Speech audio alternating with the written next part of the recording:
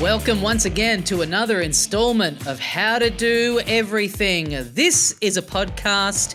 You are listening to it. I am the host, and my name is Tommy Dasilo. That's all the old business. Any new business? Well, I'm glad you asked. Today on the show, Scott Dooley and Jason Chatfield are going to teach me how to hoodwink the CIA. And if you like what you hear, if you enjoy Dools and Chatto on this episode, you can get onto patreon.com/howtodoeverything and get an extra bonus episode with them. This Friday, there is a huge archive of bonus episodes up there. It helps to keep the show going. It's greatly appreciated by me. So why on earth would you not get on there and sign up? Today on the show, Scott Dooley and Jason Chatfield, two very good buddies of mine who are both from Australia, currently living in New York City. Scott Dooley you would know from his time on Triple J, on your radio, also Nova FM in Sydney. He is now living over in New York, where he works quite frequently with Jason Chatfield. They've written a couple of books together.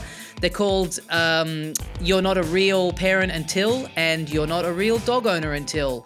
And they combine their love of crack and gags with Jason's illustrations. Jason is a fantastic cartoonist. You may have seen his work as the cartoonist behind the Ginger Meg's comic strip. His work has been featured in The New Yorker, and he does a very popular Substack newsletter where he talks about doing stand-up comedy in New York City, doing cartooning in New York City, all sorts of stuff about his life in New York, punctuated by his great illustrations. Really recommend you getting on and checking that out. I'll put a link for it in the show notes. I'm a big fan of these two guys. It was awesome to get them on together and to hang out. And so, without further ado, enjoy this episode of How to Do Everything with Scott Dooley and Jason Chatfield. Can I just say the following things about vaccines before we start? Because I'm... Yeah. Let's go. Things I need to get off my chest. Now's the right time. I reckon 5 years on, people are ready to hear it. Ever since I've moved to Austin, well after the boom. Is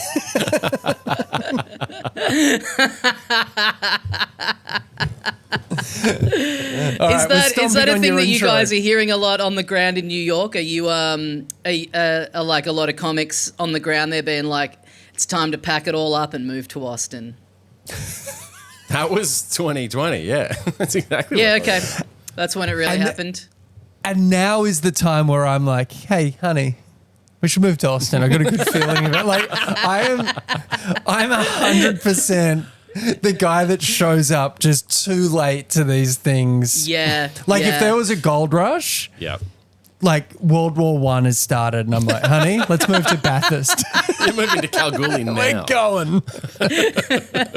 For anyone, it's very inside baseball. For anyone sort of outside of the world of comedy, there's like what happened? Joe Rogan moved to Austin. He set up a comedy club. Then there's that Kill Tony show that started popping off. And so now, even in Australia, there's like people going like after festival. It used to always be people would be like, I'm moving to London. And now it's turned into, I'm going to move to Austin. And it's like, people kind of view it as a bit of like you get in this like Rogan broken brain kind of Austin bubble. But I will say that, you know, stand-up is such a like often quite like directionless sort of like the ascent up the ladder where it's like you're just kind of like hoping for some kind of like random luck to pay off or whatever. Like at least the idea of having like a geographical location where you can go and a show that you turn up to every Monday night and you put your hat in the back bucket and you hope for some right-wing guy to call you gay and a retard on the most popular podcast in the world, and then you'll be a superstar overnight. It's like, it is nice that there's like a clear, like, here's from A to B that you can follow, because there's sort of never really been in like that specific terms before. It's very Silicon Valley in a way. Yeah. It's the Silicon Valley of comedy. Like, the Silicon Valley. It's so dumb. and you show up and you're like, hey, I've got this idea. It's ayahuasca. And people will be like, I'll give you $400 million. See it through. Right. I've got an idea for a festival show. It's about Facebook Marketplace. Can I get some funding? Yeah. Yahoo's invested. We're feeling pretty good about this. It's called pullmyfinger.com. Got sponsorship from Athletic Greens. Well, it's great to have you guys on here, the two New York correspondents. Chatfield, not to dox you, but I couldn't believe this when I read it. You've lived in New York for coming up on a decade? 11 years, yeah. 11 years, right. And you are currently living in Times Square. That is... Is that true? Were you just fucking with me? That is incredible. No. He do you know who his roommate is? It's the yellow M&M. He walks from the M&M store. Only took us 3 minutes. Nice work, boys. It's like, do you know what's funny, Tommy? I was walking here. I'm like, just don't do an M&M store joke. Come on, you're better than that. I thought the same thing when I read banging on the door about the noise. Yeah. When I read the Times Square thing, I was like, oh, Jesus Christ, it's going to be hard not to fall back into the old reliable M&M's gear. But I was walking to Jason's place, and we had a quick drink before this, and I said to him, you live in at the same time the most exciting and depressing place in the world. Yep. Like at exactly the same time. Like I walked past I went out of an amazing restaurant straight to the Port Authority building, and I'm like, this is the best steak. Those people are going to have sex for money. Like it's just horrible. Yeah, it's totally like I think it's like when tourists like imagine themselves in New York City, like Times Square is like part of that. To me, it seems like a place where you go there within 24 hours of rocking up in New York City, and then you literally never think about the place again. It's like 100%. It's like a Severance thing. It's like your any tourist like lives at Times Square, and then the rest of you is like it doesn't even exist. You have no idea what goes on over there. Yeah, that's right. Why am I putting on weight? Well, you've been eating at Bubba Grub Shrimp Shack for the last. So what's it? I mean. Years. What is it like, Chatter? Do you step out your front door and it's just like you got Spider-Man and Hello Kitty? Like I literally have Spider-Man. I'm not even joking. I walk down my door. So I have a stoop. I walk out the front of my building. There's a comedy club across the street. And they're right out front. There's this little patio area where comics and people hang. And I shit you not, Times Square Spider-Man was there last night, just hanging out with a bunch of comics, and they're busting his balls. They're like roasting the shit out of Times Square Spider-Man. He's asking if he can come in and use the bathroom. They're like, fuck out of here, Spider-Man. Like they're just roasting this smelly old guy. I don't know. I mean, I felt really bad for him because he was genuinely just wanting to use the bathroom. He was being really polite, but they were just tearing him to shreds. Imagine going to a show in New York and the host comes up and he's like, hey, we've got a very special drop in. You're like, is it going to be Seinfeld? Is Nate Bargatze working some new gear? It's Spider-Man from the And when we say drop in, we literally mean he is going to slowly descend from the ceiling. With great material comes great responsibility. Anyone want to be kissed upside down? Because this guy. I was talking last night with someone backstage about the 2 weeks ago the like March for Australia stupid thing there was here in Melbourne. I assume you guys saw it, and there was someone was showing me a video of a guy setting the Australian flag on fire, but he's in like a full Spider-Man costume. And we were like, what side is this guy on? And the person showing us the video was like, here's the twist. This is from the like anti-rally. Like this guy's left wing. What? Oh, there's too many layers. I know. Oh my God. Tommy, that reminds me so much of this. I don't know why, but of the story that you had where you were traveling somewhere and you're in a cave, and it was like with Australia, like it was, I don't know where you were, but someone was like, hey, the echo here is amazing. Yeah. This is in Vietnam, in the caves. Vietnam, that's right, yeah.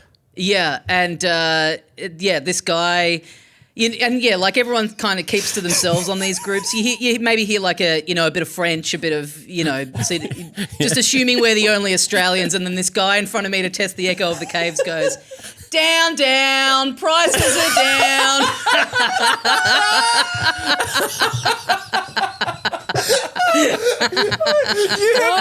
You have no idea that's great. how hard I've tried. Like my wife is not Australian, and I was like, "Hey, you've got it." And I played her you telling that story. She's like, "I don't get it." I was like, "Well, you're gonna sit here and watch 4 hours of YouTube Bunnings videos." Yeah. Annoyingly, I'm thrilled that it's had such cut through with you, Dools, because I've done it on stage a few times, and it's just one of those things that like.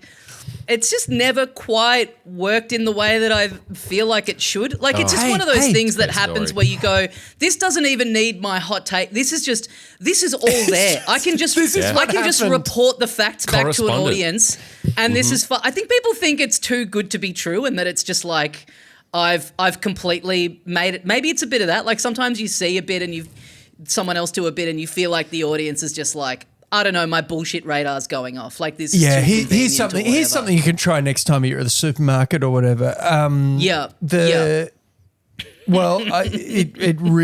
has made a huge impact on my life. I think it's maybe a generational thing too, because like the idea of there being like just like an ad, like a one ad. Yeah, that is in just everyone's head. Right. I think everything's too splintered now. So like maybe a younger generation, the idea of there being a jingle that like literally every single person in a country is aware of. There's no exist, like maybe. monoculture. Yeah. I don't even know if you realize this, the ads that play on your pod, depending on where you're listening from, they are regionalized, to like localized. So I'm getting like super hyper specific like AI things and like New York State ads and stuff, and I'm like, wow, Tommy's really branched out. It's great. You get a lot of erectile dysfunction ads, right? No, that's the show. That's like the ads haven't started yet. That's 100% his sponsor is Blue Chew. I will say, how to crack a fat with Tommy Tesla. Crack a fat with Dools in the chat. Oh fuck.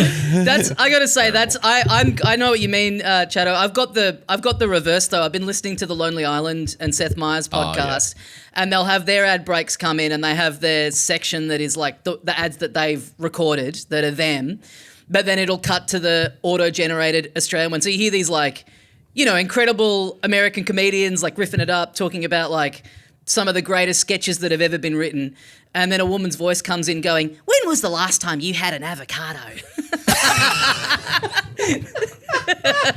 Down, prices are down. I mean, I do want to treat this like I've like downloaded a torrent where they haven't like, of a rip of a TV show where they haven't cut the ads out. If I'm listening to something from overseas, I don't want the Australian ads filtering in. I want the whole experience. I want it to be you want the ads for bullets at Walmart or whatever. Yeah, exactly. I want ads for products that are illegal here.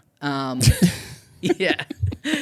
Well, Shadow, you were talking in your survey about doing a bit of voiceover stuff, and this time was speaking of ads. I did voiceover work for a little bit for a university here, and nice. Boy, it was a great little racket for a bit because they would get me in every time they had a new open day, and as part of the ad, I would have to do I'd have to give the date of the open day, and so like every 8 months or so, I would get brought in to do a new batch and get paid all over again. It was great. It was nice work. And then I went in one time and they were like, so just at the end, say for upcoming open day dates, visit the website. And I was like, oh, I see what's happening here. They've gotten sick of paying me every time just to come in and record a new date. So just giving the blanket. So they didn't even try to trick you. Like, hey, Tommy, what month is Christmas? Just as a vocal warm-up. All right, we get just that. Just as a vocal warm-up, let's just go through all the months, just list them out and all the numbers. And they've clipped you, and for each thing, it's like the Smithers thing of, you're quite good at turning me on. Yeah. Smithers. Tommy, we were just having a bit of a conversation before you got here. We reckon you don't know every day of the week. Prove it. And do it 3 different ways. Why'd they get him to say it in different segments? Why didn't they just get him to say the whole month? They said that you wouldn't smile in your... Yeah. Well, Dools, so tying into that, you and I, one of the last times you were back in the country, I think you and I had just done a pod together, and then we were splitting an Uber, and one of the ads that I had done came on the radio in the Uber.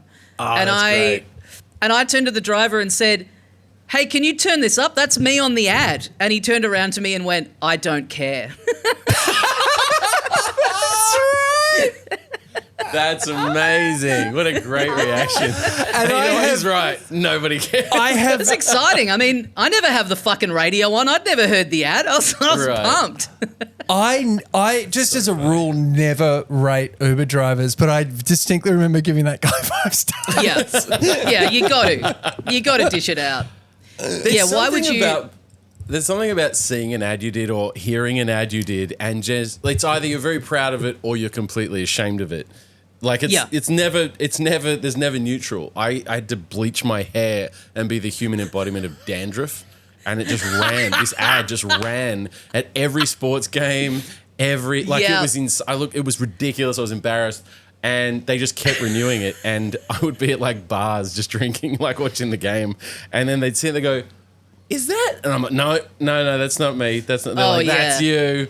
And then it would just become this whole thing, and everybody else would like start giving people me shit. hate you. People like you really do learn a lot about the media consumption habits of people that are either like fans of yours or like friends of yours. Because I'd get people message me who like listen to the pod or just that I knew and be like, "I am so fucking sick of hearing your university ad." I'm like, "Why are you listening to Fox FM so much?" Like it's like.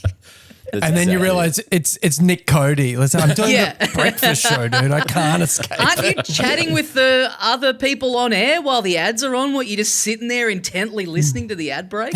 It seems Tommy's on. Seems crazy, dude. I don't want to kind of hijack the podcast, but you two are two people I actually really want to talk to. Because you both wear glasses, and I went for my first ever eye test. And I need to buy glasses. So Aren't I need 60 years old. How have you gotten along without glasses to this point? You sound a lot like the optometrist that was like, "When was the last time you had a test?" I went, "Never." She goes, "So how long has this been a problem for?" I said, 45 years is probably. Yeah. I was desperate to get the glasses because when you start going bald, you realize that like your head is just basically going to be a featureless egg, you know, and I can't really grow much of a beard. And so I was like, I got to have something going on here. I can't just be a fucking Charlie Brown little circle. Beard. You can't be Carl Pilkington. Yeah. Exactly. Yeah, you got to have something. And so when I was like, because I was it was 2019. I was in Europe and I was walking around, and because you walk around in such a different way, I was having to like look for street signs and train timetables and stuff. And I was like, man, I'm finding it really hard to see stuff off in the distance, which is like, I just never had, you know, at home, you don't have to really ever focus on things all that much in the same way. And so I was like, I was wrapped because I'd gone in for eye tests when I was like, 22 and gone like, please. I just wanted glasses so badly to be my little thing. This is the most Tommy Dassolo story I can imagine. The only person that goes to Europe, like everyone goes to Europe, they find themselves, they come back, I realised I was bisexual. You come back, I realised I was myopic. It's a whole trip. I'm the opposite. I lost part of myself. I went over thinking I had 20/20 vision. I came back, I'm like, oh, I'm blind. Must have been tough getting on that plane, being like, I'll never be a fighter pilot. This is horrible news for me. Are you able to sit in the emergency exit row? Would you be able to assist in the event of emergency? I'm like, I don't know. I don't know. I've just made some, pretty rough discoveries about myself on this trip. I was on a plane not long ago, and they do that thing, and they need the verbal confirmation, like, will you do it? And this guy was like, nah. not doing that. And he had to move him. Seriously? I've never heard anyone say no. And it was a reasonably long flight. So like the leg room was a premium. And he was like, nah. But it wasn't like he was infirmed. He was like, That sounds like a you problem. Not up for that. Yeah. Like, Wow. Yeah. What am I paying I've gotten flights and been really hungover, and they've given me the emergency exit, and they give you that spiel, and I have thought like, I mean, I'm feeling pretty rotten, and like, I honestly kind of want to die right now. So if the plane was going to be going down and it was up to me, I think I'd just at this point be like, let it rip. Do you do that thing where you're like, you see someone get on the plane and they're like rude to someone, you're like, I'd be prepared to die so that guy fucking dies. I'd be helping out. It's going to be a net win for society, and I feel like I know me. I'm not curing cancer. Like fuck it. Well, I mean, that's a very, I would say, like America pilled like beginning to a story, Dools. Like, you know when you're sitting at the gate and you just see someone being really rude to someone else for no reason? I got to say, like, no, not all that often. Not really something that... You know when you're waiting for the plane and you see someone just spinning a gun on one of their fingers and you're like... I saw a guy once at the security. He puts his duffel bag through and the machine goes nuts, and they like pull him aside and they're like, yeah, is there anything you could think would be in the bag that would be setting it off? And he goes, oh, and he reaches in and he pulls out this giant axe. What? Like, yeah, I'm going on a bucks trip, and we're going like into the woods and going hunting. And he's like, oh, I just forgot. And he really did seem like one of the dumbest men on earth. And you just saw the security people go like, yeah, look, this is just a truly incompetent man. This is not this man was never going to be a threat. Like, No. And while we've got you, so you don't have a resume, do you? Because we're looking for some more idiots to work on this conveyor belt. you got what it takes. You could be the manager within 24 hours. So I guess my question is, are there, with glasses, like what tips do you have for me? What kind of, because here's one of the things that I've been struggling with. Is I've been looking like how to pick glasses that look good for you or whatever, and they go, you've got to know what kind of shape your face is. Right, that's exactly right. Yes. And I've always thought I've had a face-shaped face, but I didn't realise that perhaps That's what I've always said about you behind your back. Yeah, I know. This face-shaped face motherfucker. Face-shaped Dooley back again. So that's kind of that's my big one. Like what tips do you have for me to like just get the best glasses experience? Tommy, those ones that you're wearing now, when I first saw you with them, I thought, has Tommy always worn glasses? Because they suit your face so well. Oh, thank you. It looks like you've always worn glasses. That was my reaction to them. I would say, what do you want to do, Dools? Do you want it? Because before I had glasses, it always annoyed me when people would get glasses and they would just get the most, like, you could tell they hadn't thought about it at all. Like they had just gone in and gotten like basically, the pair that they hand you after the eye test. And it's like, the insurance it's glasses. like anything. It's like a t-shirt that you own. It's a pair, it's like, it's the first thing that people notice about you. So, are you going to play it safe, or are you going to get a little bit freaky with it, Dools? Are you going to get like a... So this is kind of part two of the question is, should I play it safe or get freaky? You did mention off air that you were going to be back in Melbourne next week. Is why you're coming back so you can go to Funky Specs on Smith Street and get yourself a beautiful pair of classic big speckled art teacher glasses. Yeah. Leopard print. This is Reading's tote bag, big book of Oslo Davis cartoons. That is a wonderful reference. Oh, beautiful. I'm going full Jenny Key. That's what I'm doing. Beautiful. I think you should go wild with it. And here's why. Because you're going to have them anyway, right? You're going to have glasses. People are going to comment on them. They're going to say, oh, you wear glasses. Great. Just fucking go all in. Get some big, round, silly glasses that look that are comfortable, but look like you're in Act 2. You're in a new phase This is Act 2 of Scott. You guys Agreed. are pretty cavalier with my face, aren't you? Yeah. I think you should go nuts. Just go all out. I think you should too. I mean, back. this is the beauty of like, you're married, you've got a child. You can just like, you can just go for it. There's no, you know what I mean? I'm not on Tinder. I'm not having to get like pics taken for whatever. Like, That's true. Yeah. I haven't held a fish up for months. that's the great shame of my life. I'm always posing next to big tigers, and I got all these like beautiful photos of me, but I'm off the market. Think of all the. Think of all the snatch I'd be pulling in if I was not engaged. Oh, mate. You and that Bintang singlet, that's a real panty dropper. Yeah. Well, you guys both living in New York. I found this fascinating in the part of the survey where I ask like, what's something that other people don't know how to do around you that drives you nuts? And I don't know if you realised that you both had the same answer to this, but you both said, Are you walking. serious? We haven't actually talked about this. We both said We did not walking. compare notes. We had no idea this was the. Wait, that's fucking Hey, crazy. I'm getting annoyed by everyone else walking over here. What did you put? I just put walking. Yeah, same. Yeah. Oh my God. Yeah. People don't know how to fucking walk in this city. It's ridiculous. It's like the first day on earth. It Yeah, drives me. yeah. I'm apoplectic. People with the inability to discern just like personal space or just spatial awareness for I'm getting abreast. bad. I'm Murder. getting like real boomer. Like even here, Oh, just same. people walking 3 abreast and clogging up the.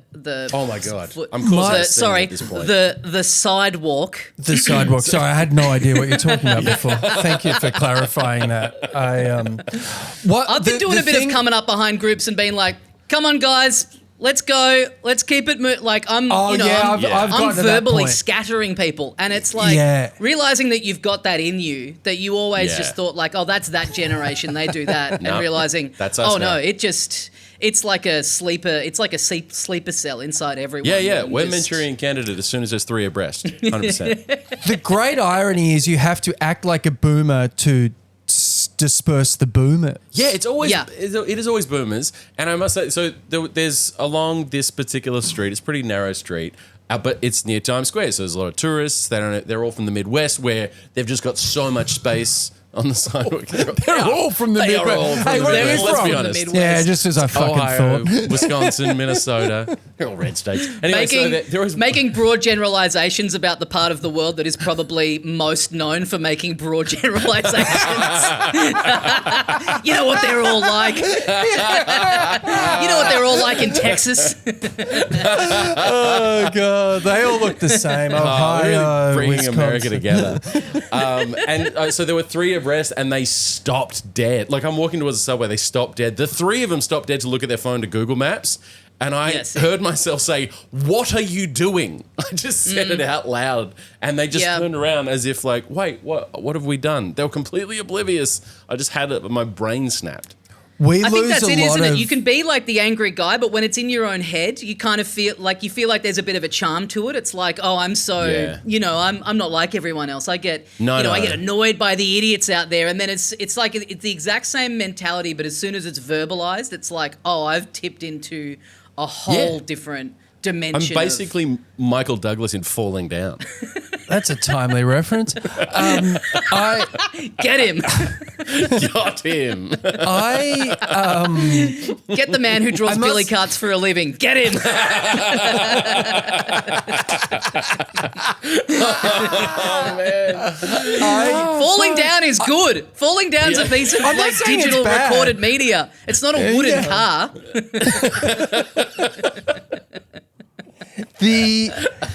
The thing that undermines us telling people to get out of the way is our accent. Yeah. Right. You can't right. you can't have this accent and be like, you bloody tourists. Yeah. Like As Hey, in I'm it- walking here. Yeah. Doesn't work. yeah. Doesn't work. As in it's Big too ups for aggressive, Brooklyn. or what do you mean? Like, No, it's because that's such a local New York kind of trope. gotcha. Yeah, we're Gotcha. foreign. We have a foreign accent. We don't have the authority. right? The They would thing that assume you got annoys there like me- yesterday. Yeah. Yeah, exactly. Especially this close to Times Square. People be like, all right, okay. I mean, that is a sick and also very Australian move. Day one in a country, like just to locals, fucking move it. Just in Tokyo in the Shibuya Scramble. Jesus Christ, guys, get a fucking wriggle on. How many bloody foreigners are here? This is wild. Fucking me. Yeah. My one is when you're behind someone who's on their phone, and I've got a bit of empathy for the person on Google Maps, but the person that's scrolling like Instagram stories, give me miss me with that. Like you're holding up because no one. Even if you're opening an email or a text message, it could be important, but no doctor is like, hey, I'll send you the results via Instagram story. Like, I know that you're just looking at that for fun. Give it a year. One medical, just their Instagram. Yeah. That's probably Didn't you check my stories? You've got 3 months to live. Yeah, post the results to Maine and invite me to be a collaborator on the post. So that, if I my want STD bloods. It can show up on my page and all my friends will know what's going on. Yeah, exactly. You know what? I might actually boost it if it's really bad. To show I'm clean. That's great. I'll boost it. If I don't have it, I'm going to boost it. Valentine's Day is around the corner. Hey, Chado, tell me about this this big fancy dinner that you got invited to in Washington. Oh, yeah. This was, you were asking about something that was completely unqualified to talk about. And I got asked by an ex-CIA spy. Get this. All right, I know. We haven't talked about this. No. I know, it's weird. Do you not know this, Dools? What do you guys talk about? Well, we don't talk about dinners with spooks. That's for damn sure. What a great movie what a great movie title, a Ben Stiller film. My Dinner with a Spook. It's like it's the gritty reboot of My Dinner with Andre. Yeah. And it's a guy's like, I can't answer that. That's the whole dinner. No, it's the dinner for schmucks, but the true schmuck is the guy. It's like you thought this guy was an idiot. This guy's so fascinating. He's way cooler than you. Yeah. Get the fuck out of that dinner. He tries to get one axe through an airport, and all of a sudden you think he's a moron. So his cover as a spy was cartoonist. He was a political cartoonist. I know. What an insane cover. For years. He did this for decades. Anyway, so he and his wife, who also worked in the CIA, they met in the agency. They invited me to come to Washington, D.C. to this club called the Cosmos Club, which I'd never heard of. And I had to really Google it. Go, is this a scam? This sounds like a scam. It's not. It does it's sound all the made up. Pulitzer winners. And ex-presidents, and it's like 4 ex-presidents, and a bunch of, and like founders, and all. It's like a 100-year-old club. One of these stodgy old, leather armchairs, wood bookshelves, all that shit. No shortage of tweed, I imagine. Definitely no shortage of tweed. So they're like, yeah, we'll fly you out, put you up. We want you to do a talk about the uncanny valley. And I was like, ooh, I've never read that.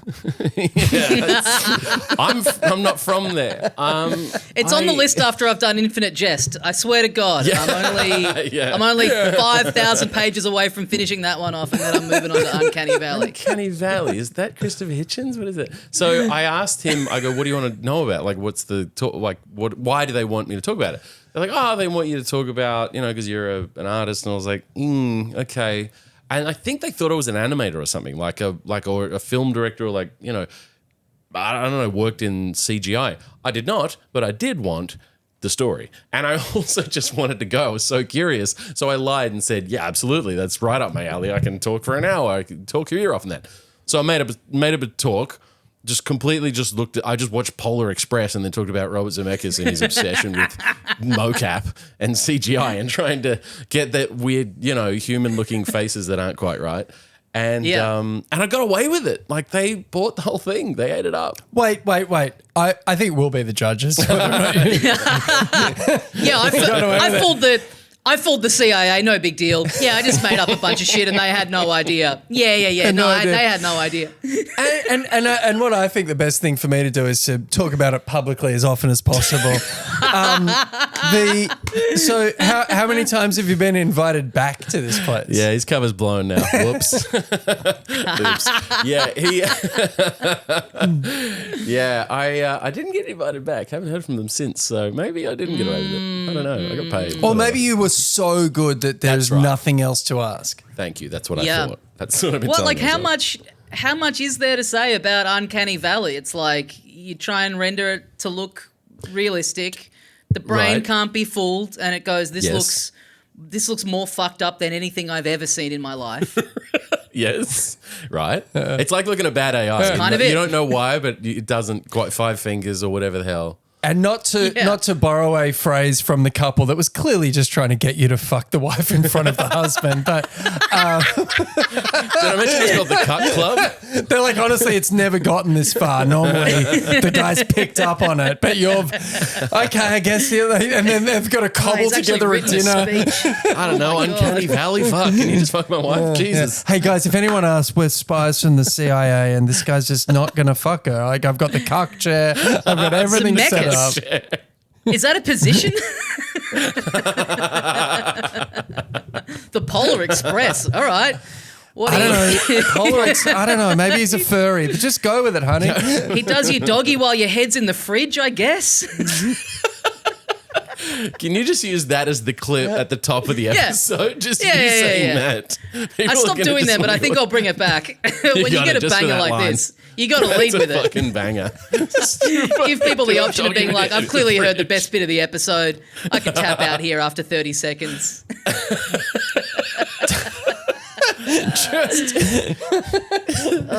It was freezer-cummingly good, this episode. Do you think that Chatto, you're comfortable, like you get that invite and Yeah. I mean, I could be asked to talk on something that I do know a lot about and still think like, Sure. well, I can't do a good job of this. But Yeah, like no. you've got that part of your brain that you're like, I can bluff my way through this. So if they ask me to talk about something I did know about, imposter syndrome kicks in and I say, no, you should ask someone else. You should ask someone more qualified. yeah. If they ask me about Interesting. something I know nothing about, I'm like, yeah, I reckon I could fucking do that. Yeah. This is Just I don't there's know some- what this is. There's something in this that we could write a book about this. If the imposter syndrome is going to be there anyway, then like if you're going to feel like a fraud either way, then why not literally be a fraud? Be a like fraud, why not yeah. actually talk on something that you know nothing about? Because you're Be going to an feel actual that way. imposter. Even if it is the thing that you've devoted your life to and know everything about. Yeah, okay. Okay.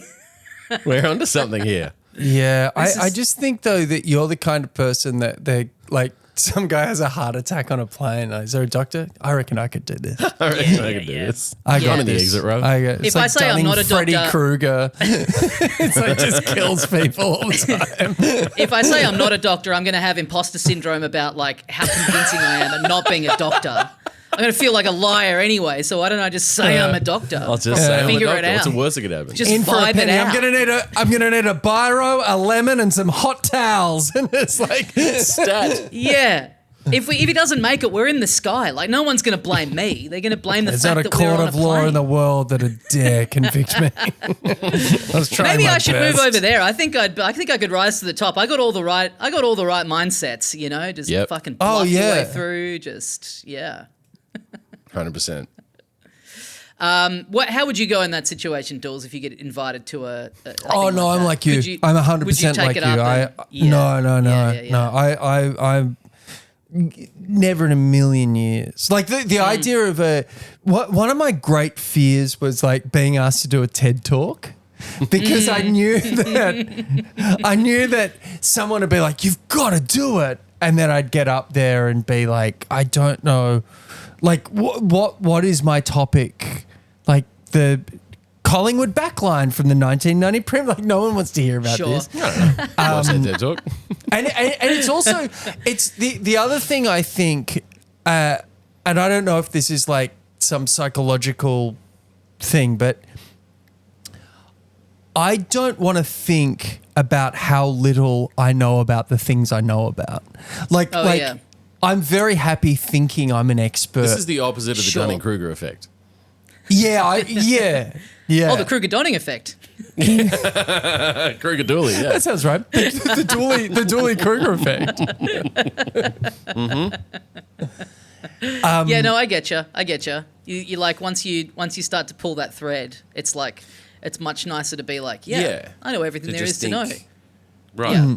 But that's the thing, like, if I did get asked, then you're the same. Like, you're perfectly qualified to talk on a specific topic. You would probably say no for fear that you were, like, not qualified. But I don't know what it is about being asked to talk about something I'm absolutely unqualified to talk about. But you're yes. But you've also got a thing, and Tommy, you've got this as well a bit, which is like doing stand-up, for instance. There are gigs I would never do in a million years. Jason's like, yeah, fuck it, I'll go. Like stage time. I don't care Cruise about ships, these people. I'll do casinos. this gig. Yeah. Whereas I'm like, no, this looks Yeah, this looks yeah. like No, I get a it. little bit of hard work. Yeah. Just a little bit. I definitely still have that. I mean, I'll say yes to something and then be there being like, why am I doing this? I'm Yes. going to go Yes. really badly. I'm Yeah. doing a run next week that I'm fucking shitting myself about. I'm doing a Where are week you in going? Queensland and I'm hosting all week. Like, This is a great and- promo for that runner gigs. Actually, now Yeah. people are more inclined to go. Come I'm on. watching you I'll hate be it. there. I'll be there when this comes out. If you're on the sunny coast, I'm there at the moment doing gigs. I mean, I know Yeah. it'll be fun, but how's this? So I hadn't done a gig in like maybe a month or so, and I'm doing the Comics Lounge this week, and it's like 4 nights. So the first one was last night, and I was like, oh, this is great. Kind of blow the cobwebs off the week before this week where I'm, not feeling like super confident about it. It's amazing. It's amazing you're using one of Australia's premier gigs to really stretch the legs before going to just blow the pubs in the Sunshine Coast. Yeah. Well, I mean, it's been a month. Like, it hasn't been like 5 years or anything, but, like when you get into the swing and you feel like super slick and comfortable up there. I mean, I lose that after like a week and then you get it back fairly quickly. But like, yeah, sorry, to your point, Dools, like last night, I don't think I've had this since like maybe, a year or so into comedy, but I was like in the middle of a bit and I just completely forgot how it goes. I just like completely fucking froze up there. My brain just went like the fucking room in the Matrix. I was like, oh yeah, and you're like scrambling and it's like the little Inside Out guys in there like, looking around for the words. And I'm like, I've said this bit so many times, like, what is the next bit? Like, where does it go? And I was just like, I was like stammering and then I just had to go like, folks, I've forgotten how the rest of that bit goes. and then like, as I was saying that, it came to me. I'm like, great, real helpful. Like the brain going, you just got to own up to it. And then immediately after going like, actually, no, my mistake. Sorry, it was here all along. And so I did manage to get the bit back and got a laugh at the end of the bit, which was like, a big relief. Because funnily enough, just off stage before, we'd been talking about, I was with Dilrook and he'd just been in Korea doing gigs and he was like, I just had this night that was like really brutal because, it's like, they were promoting. I'm sure he's stoked that you're saying this on a podcast. Next time I see him, Dill, how's Korea? Really good. Not what I'm hearing. Well, no, he just said the first night was like tough because it's like there was a lot of people there that for some reason, even knowing that the show was going to be in English, people were going along who had like, I mean, this is his story to tell, but whatever, but like, but people like can read English and they're like, great, I'll go to this show. And then obviously like listening to it spoken out loud is like, it's such a different thing. So it was like, I think the first night was a bit of that. But basically his point was. Imagine we could do that. Like you have a tough gig, you're like, I don't think they could understand English. I know. The only explanation. I know. The only explanation. Where were you playing? St Kilda. They couldn't get a word. Yeah. It's like the thing where you're like, if you're hosting or you're on first at the gig and you don't go well, you're just hoping that everyone else doesn't go very well so that you can be like flat crowd. Like you don't want to be like flat crowd for me and then funnily enough it got a lot better afterwards. I don't know what it's was funny. going I had on another there. gig, so I couldn't stay and watch the rest because I didn't want to have to eyeball any other person after that out of shit. sight, out of mind. Yeah. But we just had been talking. He was like saying, that it's like, he was like, it was like the toughest one I've had in a while. But the benefit of just realizing you've done this long enough that you just don't lose your nerve, and you're like, I can power through this. I've dealt with every version of gig before. I can go to crowd work. That happens. You have a tough one early on, and it just really does rattle you. And we were just having a discussion about that ability to just like power through no matter what happens. And then literally 10 minutes later, I'm up on stage being like, well, I'll be goddamned. here's a practical application of that exact conversation we were having. I also love how it has never entered your head that before you arrived, Dill was like, watch me fuck Dassolo. Yeah, man. Right before he goes on, I'm going to talk about a really bad bomb. Yeah.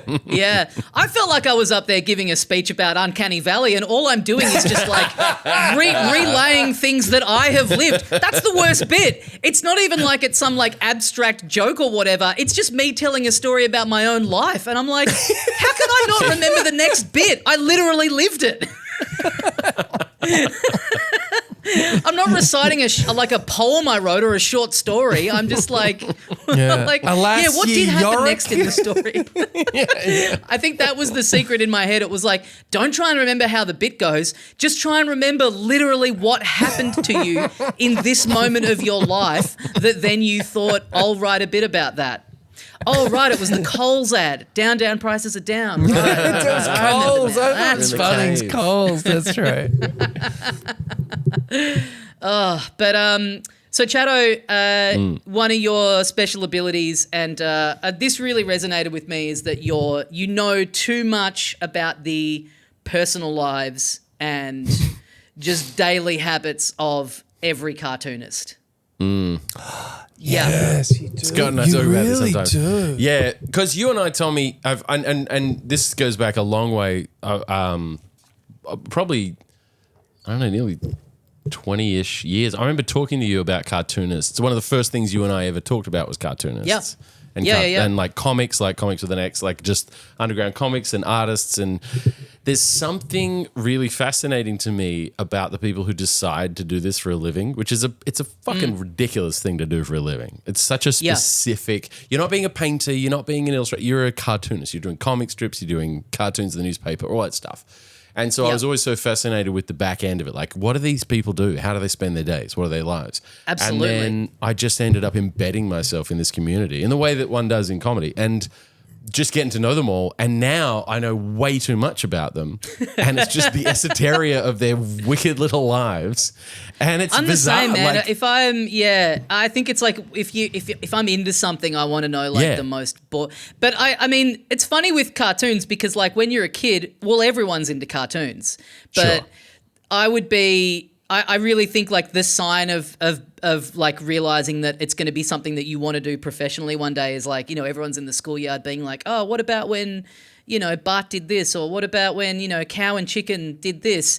And I'd be like, do you know the guy that like paints the backgrounds on that show? Like he came from this other show, and before that he like, you just know all the like the wheelings and dealings and like the business stuff, and people are like, yeah, I mean, I'm 12. I don't care about any whatever, of that. dude. I just like the colours and movement.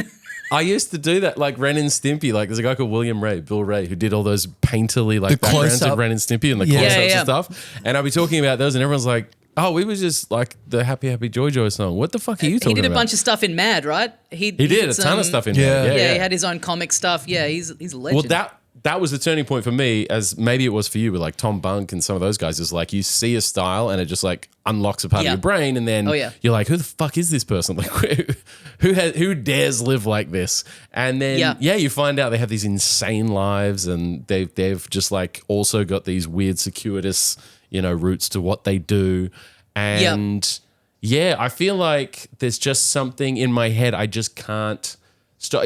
I'm ceaselessly obsessed with it. I've never grown tired of just learning about these. I mean, this is the good thing. I think we're like this like our age, like our generation. It is like it's a nice one where you lived in this era like pre-internet and you would be really into something and you would get like obsessed with it.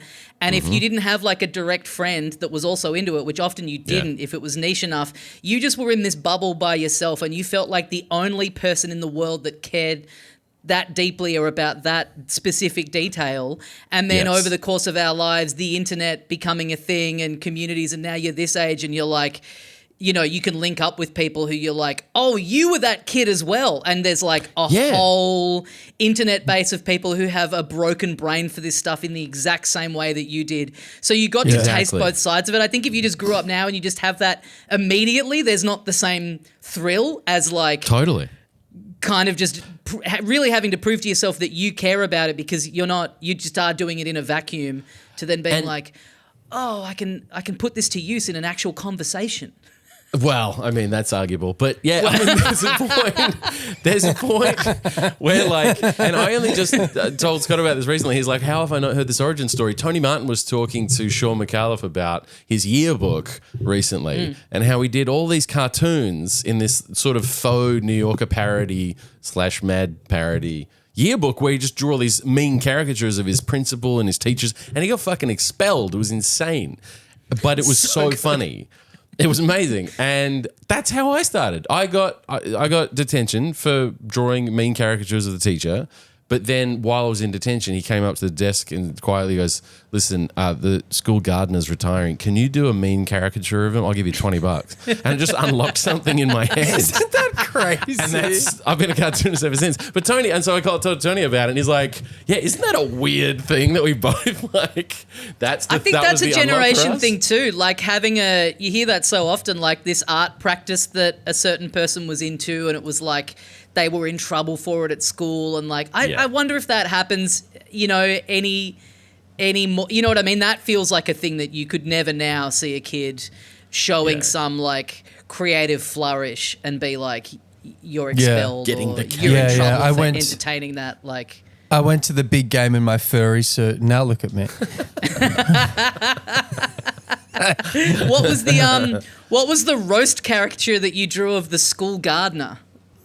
Oh yeah, no, I drew all this stuff. All the teachers kind of ended up getting together and just putting stuff in, because this guy had been the gardener for like 25 years, so they all had stories about him. And everyone fucking hated him. So there was no shortage. That's what's great about it. He's not even like in the teachers' lounge. Like he's kind of this sort of like separate entity, like completely thankless task, and then he's finally retiring. Right. Yeah, can you draw some like 15-year-old? Can you draw a cartoon of him with a small penis just to? That's literally you know what just Larry to send him out does? the door with? Do the opposite. Larry Pickering, got a reference. So that's exactly what it was. They wouldn't even let him in the teachers' lounge, and they all had a story, and they just made me like integrate them all into this silly little drawing. So they're all looking out the window, having their coffee at recess, going, "Look at that prick." I can't wait till he retires. Willie, I'll even the kids bully you. Do you have like an interest like that, Dools? Like, do you have a thing where you're like way too invested in the like, you know, in the minutia of the people that do a thing that you're into? Oh, I can suck the fun out of nearly anything. Sick. I think in terms of what you guys were talking about, that thing of like you had to be there and be in it, and I was very much like that with Mad Magazine, and it's something that even still now, like Jason and I have been working together for like nearly 10 years, right? And every now and then I'll be like, oh, it's a bit like this guy, and it'll kind of surprise him that I will know kind of you'll various make a Dave Berg reference. I'll be like, oh fuck, how do you know Dave Berg? Like weird, weird guys from the 70s. You're a jock. How do you know this stuff? Yeah, exactly. Yeah. When I'm giving him a wedgie, Dave Berger drew a great picture of this, you nerd. You were getting laid and reading Mad? What? Yeah. Give me a snappy comeback to this, you loser. You clod. You're for slugging her. You guys are in the window for anyone watching the video on YouTube. You are very white spy and black spy at the moment with how you're dressed. Yeah, we are. You can't see it now, but just out of frame, there's a small bomb just next to Scott in the shape of a beer bottle.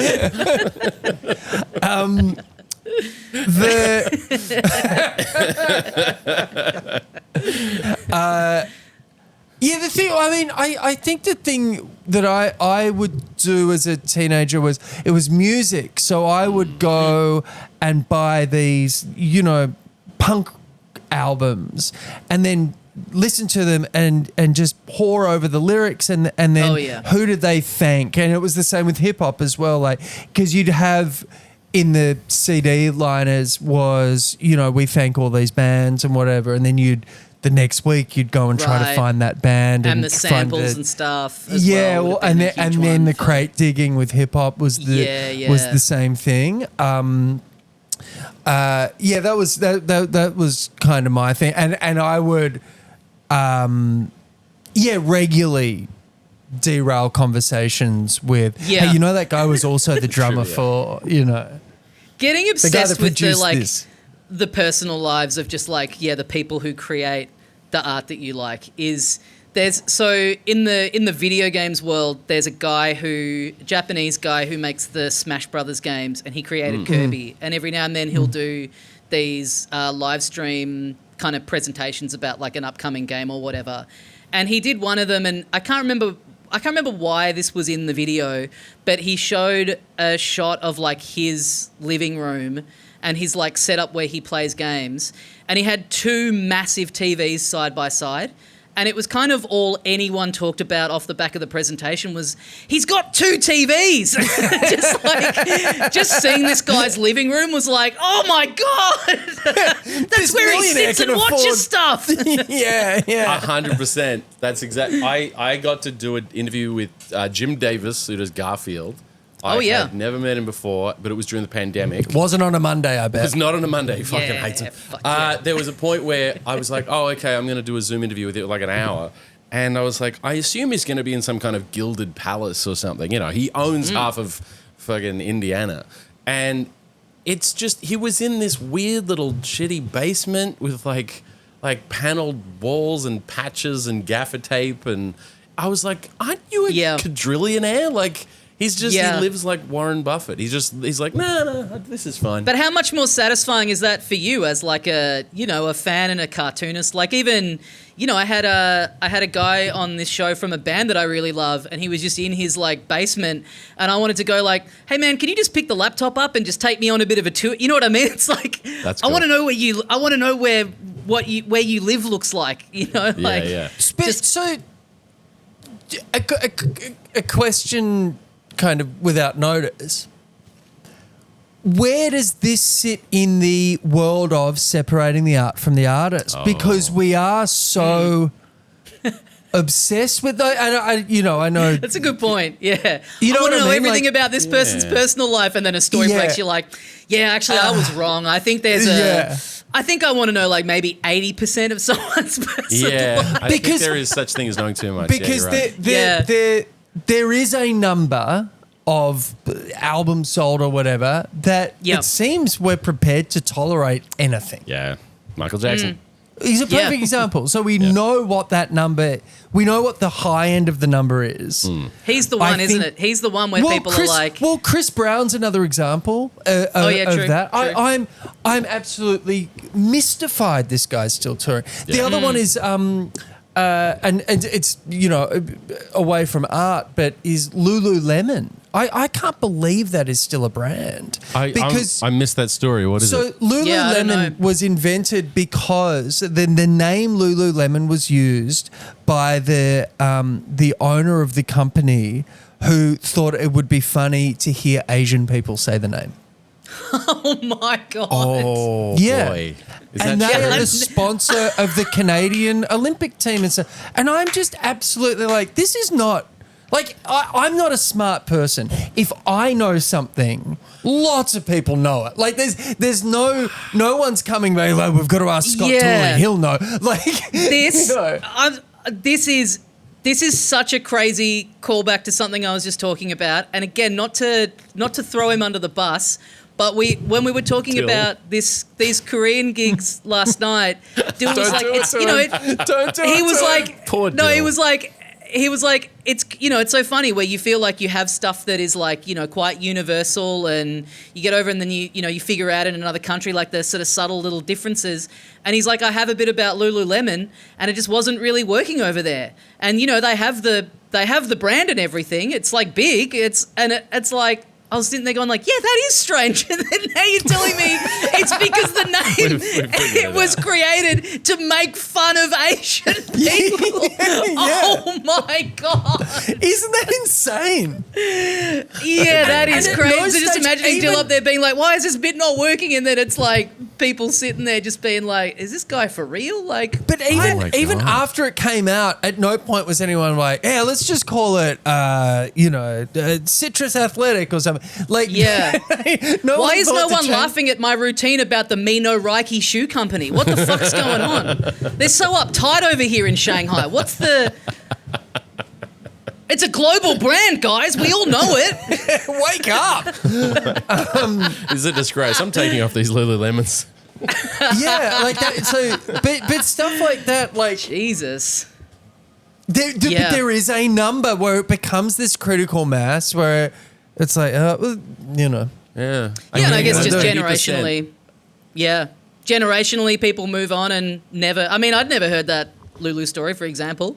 Like, you could they get. don't advertise it. The brand book. It's not like That's great. The big, some brands, they have like the big, like on the flagship store, the like printed out our story. Just a guy doing this. the black and white runner, like with the words. The grainy old-timey photo. It's like the company's 10 years old. I don't know why they're trying to make it seem like it's. What's that guy been doing around with his since the hands gold in his eye? Oh my God, I see what he's up Just to a picture there. of Mickey Rooney That's from Breakfast at disgusting. Tiffany's. Oh, Anyway. man. Dools and Shadow there. What a fun time. I really enjoyed catching up with those guys. I hope you enjoyed hearing us catch up. If you want to hear a little more, as I said up the top of the show, patreon.com/howtodoeverything. Get on there, sign up. You'll get a bonus episode with those two guys on Friday, as well as the entire archive of bonus episodes. Last week, I put one up with Greg Larson and Ben Vanel, where we got very stupid. And there's another one of them coming down the pipe soon. The content on there is always a lot of fun. A lot of people enjoying it. So get on. It's pretty cheap and it helps keep the show going. It's very much appreciated by me. If you want to get onto our Instagram, it's at How to Do Everything Podcast. I'm always posting clips from the show. If you want to send them to someone who might enjoy listening, if you want to get on to your podcast player of choice and leave us a nice review, I certainly am not going to have anything negative to say about that. That is all for me for now. Thank you very much for listening. I will see you next week for more How to Do Everything.